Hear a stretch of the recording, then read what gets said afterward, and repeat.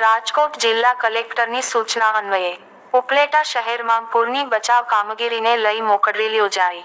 ચોમાસાની ઋતુ સારું થવાની તૈયારી થઈ રહી છે અને ગુજરાતમાં અલગ અલગ જગ્યાએ વરસાદનું આગમન પણ સારું થઈ રહ્યું છે. ત્યારે પૂર અને કુદરતી હોનારતને પહોંચી વળવા સરકારે આગોતરી તૈયારીઓ શરૂ કરી દીધી છે. ત્યારે રાજકોટ જિલ્લા કલેક્ટરની સૂચનાને ધ્યાને લઈ ઉપલેટા શહેરમાં પૂર હેજર કે હોનારતમાં ફસાયેલ લોકોને બચાવવાની કામગીરીને લઈ આજે ઉપલેટા મામલતદાર દ્વારા અલગ અલગ ટીમો સાથે મોકડ્રાઈલ યોજાઈ હતી.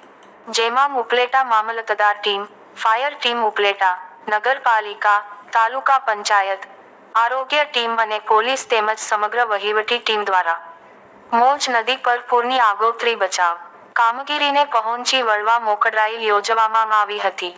રિપોર્ટર અરશીભાઈ આહિર, ઉપલેટા.